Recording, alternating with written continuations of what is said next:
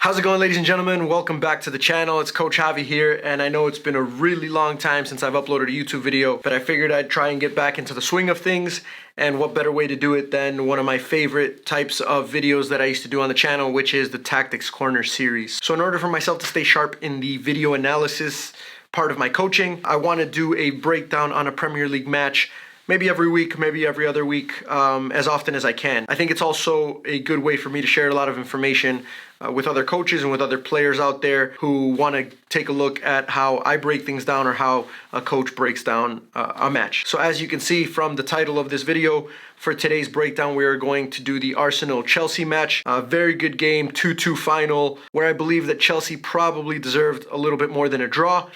But Arsenal did a good job to fight back in the end and to rescue a point. So game was played at Stamford Bridge. Battle of two very good teams in the Premier League. Two teams who are really finding their form.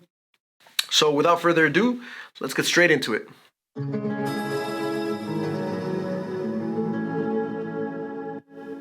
So we'll start off by talking about the formations and the lineups of both teams.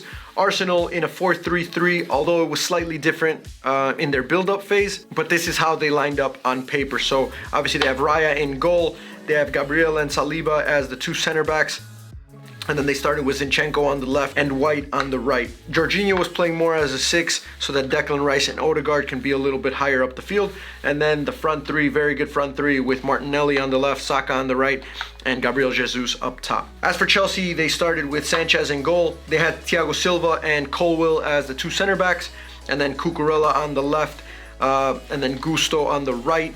And then what Chelsea did that was actually really interesting, and it's a formation that I haven't seen used very often at this level, but I think for the purpose of trying to stop Arsenal from playing through the midfield with some of their very good players in the middle, such as Odegaard and Declan Rice, Chelsea went into a box midfield where they had Enzo and Caicedo as the two center mids.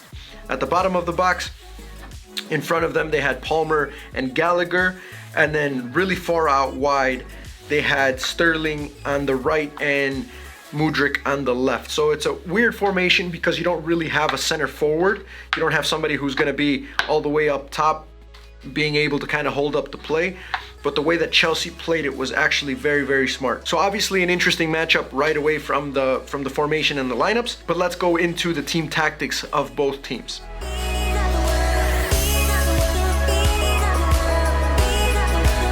So for Arsenal, anytime they build out, they don't build out with 4, they actually build out with 3, which is a bit weird because what they do is Zinchenko would almost kind of come into the midfield to also make it like a box, and he would come in there with Jorginho, and then they would just build with Gabriel, Saliba, and Ben White on the right. And then just for a little bit of balance, Martinelli would kind of be the only one out wide on the left if Zinchenko came into the midfield to try and get the ball. So obviously you guys know Zinchenko from Manchester City. It was a tactic employed by Pep where the outside backs or the full backs tend to come in centrally.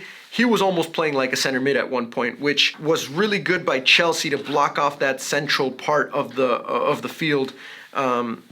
And so anytime they started building out, both Palmer and Gallagher did a really good job of preventing Arsenal from getting the ball in behind the line of pressure. So sometimes Jorginho would actually have to come in front and try and receive the ball here if he wanted to get some touches on it. And the good thing for Chelsea was clogging the midfield prevented Odegaard and Declan Rice from being on the ball very often. And if you can limit Odegaard and Rice from getting on the ball, you have a pretty good chance of getting a result against Arsenal. So Arsenal, I think, got a little bit frustrated in the fact that they couldn't play through their central players, which is one of the areas that Arsenal does such a good job at, is breaking teams down through the midfield before, the runs from Martinelli, Gabriel Jesus, and Saka get them in behind. And the only thing that Arsenal really was able to do was eventually try and play the ball out wide to Saka or Martinelli's feet. And both Gusto on the right and Cucurella on the left did a really good job of containing those players anytime they got the ball out wide.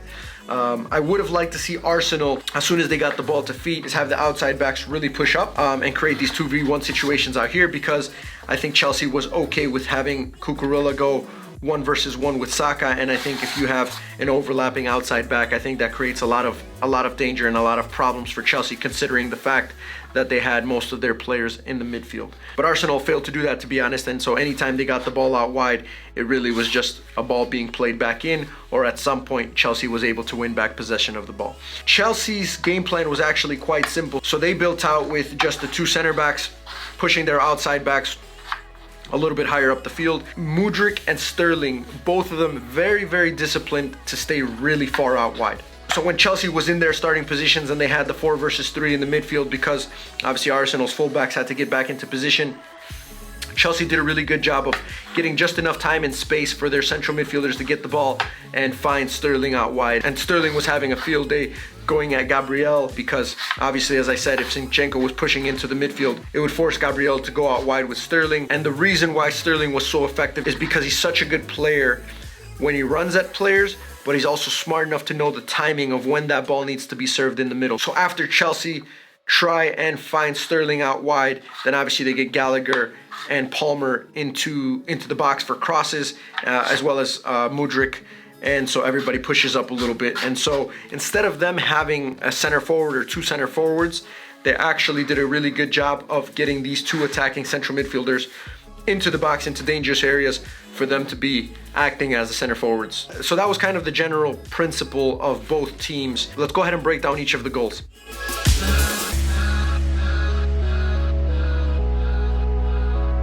So in the first goal, obviously a penalty. But in the build-up, it started with Chelsea trying to get out of their own half. Arsenal's pressing is always very, very good. The problem with a high press, an organized high press, is that everybody needs to be in the right position, because you can have 9 or 10 of the players in the right position, and if one of them is not, then it breaks down through that one player, which ultimately leads to a goal or an opportunity for the other team. So I think most of Arsenal's players were in a good position.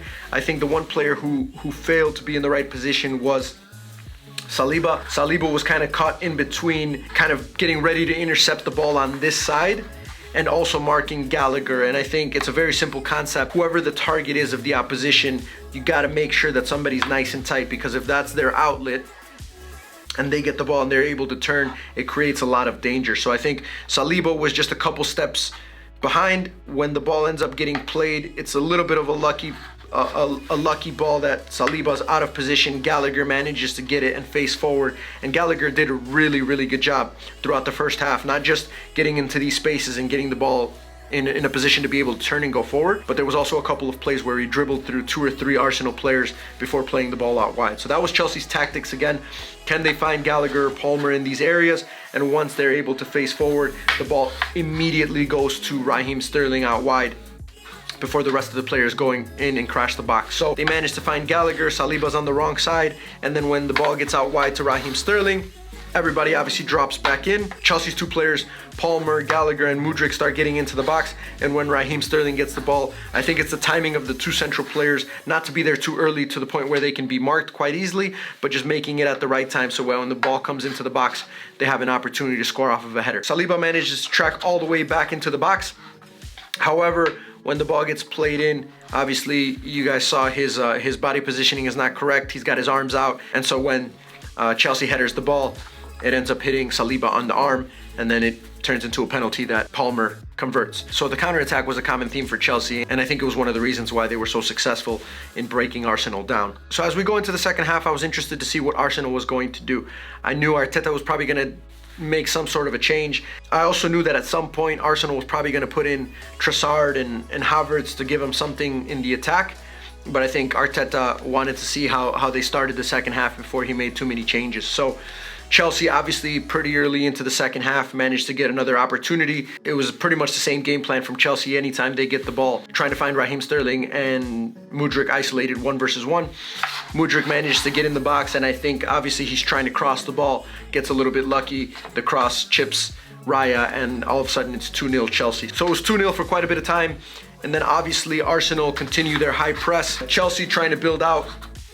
Obviously Sanchez gets the ball, ends up trying to play a pass into the middle, which is a bad ball that goes straight into Declan Rice. And Declan Rice, with the type of player he is and the quality that he has, a one-touch finish from that area is always going to be pretty easy. So all of a sudden, one simple mistake and Arsenal are back in the game 2-1. And naturally after that happens, there's a little bit of a momentum change. So Arsenal started going forward a little bit more, and I think finally they started trying to get the ball out wide earlier. When Havertz and Trossard finally come in, I think it gives you also a little bit of individual quality that maybe they were lacking as the players got tired from the starters. So Trossard is such a good player because off of the bench he's so dangerous. Every single time he's come on for Arsenal, he's always caused a little bit of havoc for the back line. So while I think that Gusto did a really good job in the 1-versus-1 and tracking his player for the majority of the game, I think he fell asleep on that second Arsenal goal because Havertz gets the ball and plays it to Saka. Saka faces forward, and it's a very good cross. Don't get me wrong, it's a very, very good cross into a dangerous area,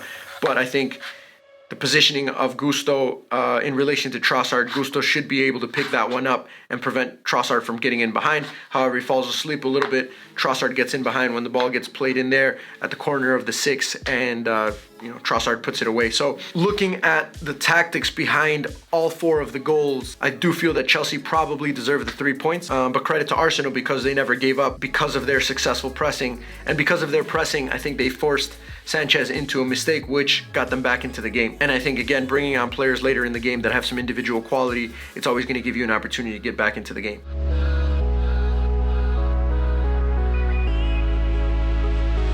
My final thoughts on this, I really do believe that Chelsea playing that box in the middle with no real center forwards made it very difficult for Arsenal to be able to play the way that they usually play. And when you can take a player like Odegaard and Declan Rice out of the picture for the majority of the game, you're always going to have a chance against Arsenal. But that's credit to Chelsea for playing such a good tactical game, especially in the midfield. And obviously having players like Enzo Fernandez and Moises Caicedo in the middle, that's a very, very good pairing for Chelsea. I think keeping those 2 guys healthy gives them the opportunity not just to break up the play for the other teams, but also both players with extreme quality on the ball who can be able to progress the ball forward. And Palmer obviously did a really good job. Gallagher, I thought, was probably the best player in the first half, and along with Raheem Sterling, who was moving up and down the wing, and very rarely did he end up losing the ball, creating a lot of chaos for Arsenal in those wide areas. So I think overall Chelsea were probably the better team, but the way Arsenal's been playing for the last couple of years, obviously chasing a title now and being in that conversation, I think it's always going to be difficult to beat them. So I think that's a pretty quick breakdown of the match. I'm going to try and do this a little bit more often, so if there's any games coming up that you guys want to see, obviously put that in the comment section down below. Also, I'd like to see your analysis as well. So go ahead in the comment section and write down your thoughts and some things that maybe I missed, some things that you saw a little bit differently. Make sure you guys like this video, really helps grow the channel. And also, if you haven't subscribed, go ahead and hit that subscribe button so that you can get notified anytime I upload a video. So thanks again for watching. That's going to be the end for this one, and we'll catch you in the next one.